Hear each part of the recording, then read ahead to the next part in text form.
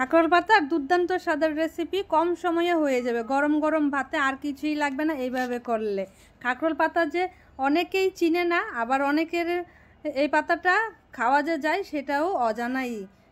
এই কাঁকরোল পাতাটাতে আছে অনেক অনেক পুষ্টিগুণে ভরা, রক্ত শূন্যতা বৃদ্ধি করে পাবে, গর্ভ অবস্থায় খেতে পারলে অনেক উপকার পাবে।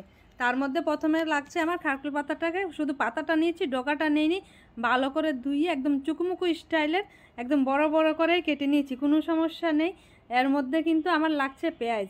পেঁয়াজটাকে একদম সুলে তারপর ধুয়ে কেটে নিব। তার মধ্যে লাগবে আরও রসুন, আরও উপকরণ কম সময়ের মধ্যে হয়ে যাবে। তার মধ্যে পেঁয়াজটা কিন্তু আমি কেটে নিয়েছি। তার মধ্যে পেঁয়াজটা অনেকেই পেঁয়াজ ছাড়াও করতে পারো, শুধু রসুন দিয়ে করতে পারো। পেঁয়াজ রসুন দুইটা মিক্স করে করলে কিন্তু বেশ ভালো লাগে। তার মধ্যে কড়াইতে দিয়ে দিলাম সয়াবিন তেল, কেউ চাইলে সর্ষের তেলও দিতে পারো। সাথে দিয়ে দিলাম একটুখানি কালো জিরা ফোড়ন। কালো জিরা ফোড়নের ফ্লেভারটা বেশ ভালো লাগে।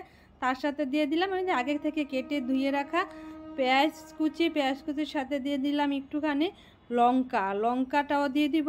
লঙ্কা বলতে শুকনো লঙ্কা, কাঁচা লঙ্কা দুটোই আমি ইউজ করেছি। কেউ চাইলে শুধু কাঁচা লঙ্কা ইউজ করতে পারো, কেউ চাইলে আবার শুধু গুঁড়া লঙ্কাও ইউজ করতে পারো। তার মধ্যে আমি কিছুক্ষণ ভেজে নিয়ে দিয়ে দিলাম আগে থেকে রসুন বাটা করে নিয়েছিলাম।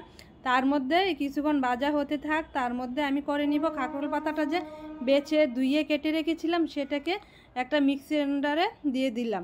এখন একটা মিহি একটা পেস্ট করে নিব, তাহলেই হয়ে যাবে একদম। এরকম বাটা হলে আর কিছুই লাগবে না।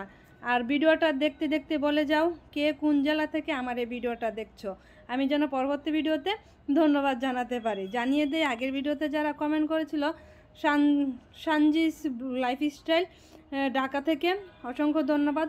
রাশেদুল ব্লগ বাংলাদেশ, সুফিয়া আক্তার লিপি ঢাকা আফতাবনগর থেকে অসংখ্য ধন্যবাদ আমার ভিডিওটা দেখে কমেন্ট করার জন্য।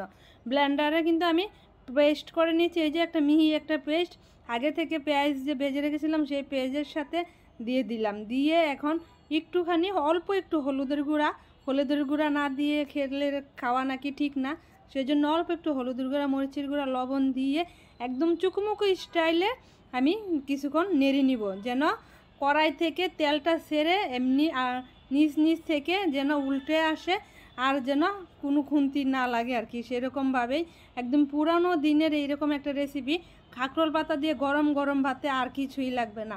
অসম্ভব মজার হয়ে এই কাঁকরোল পাতার ভর্তাটা মাছ মাংসকেও হার মানাবে।